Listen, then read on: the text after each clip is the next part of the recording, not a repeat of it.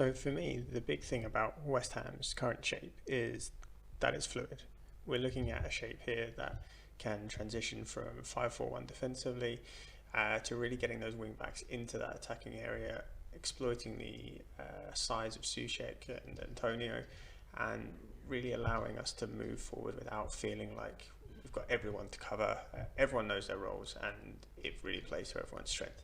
So the setup I've got here is this in our defensive shape.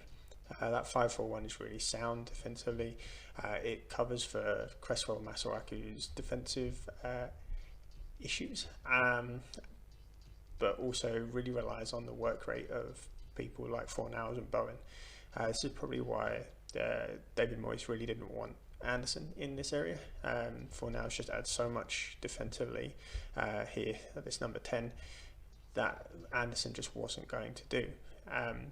But I love the way it transitions out.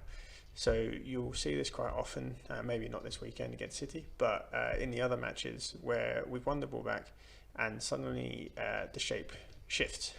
So we move forward very quickly. Those wide areas suddenly become, it starts to look a bit more natural.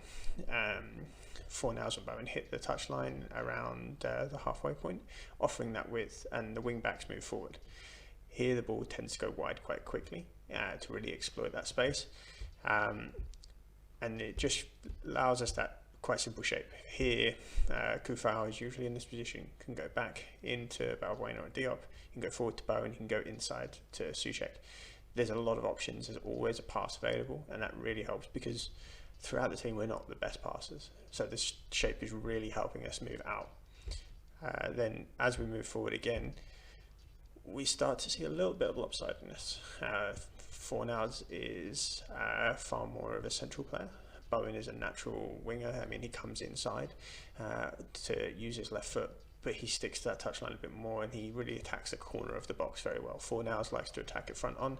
Is more likely to play in a pass to Antonio or Bowen on the other side than to try and really take his man on in that way.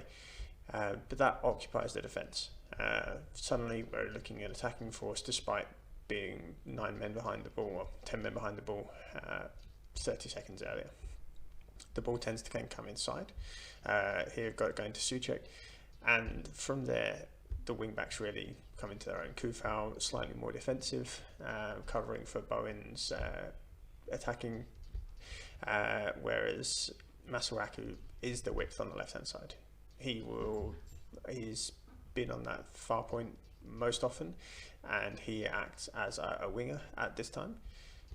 So when that transition starts to move, we get Cresswell and either Diop or Balbuena coming up and acting as more passing options if we need to keep the ball for a little bit longer.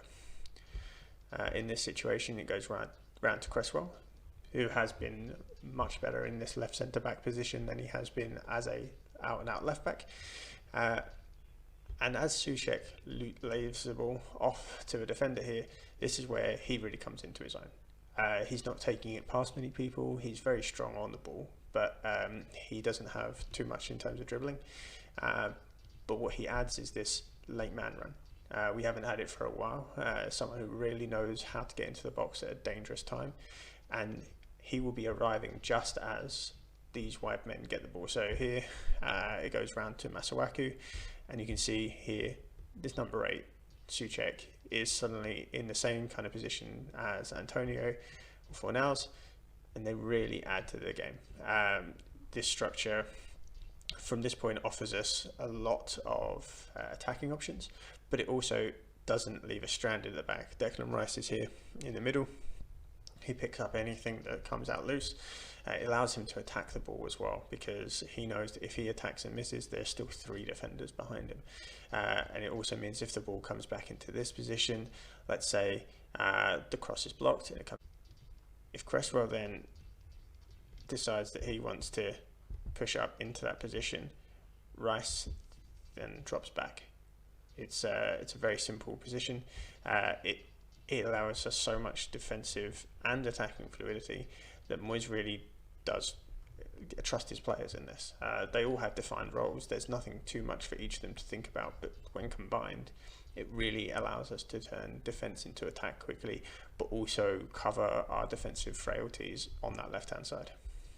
Don't forget to follow us on Twitter @Academy Hammers and subscribe to the Hammers Academy YouTube channel.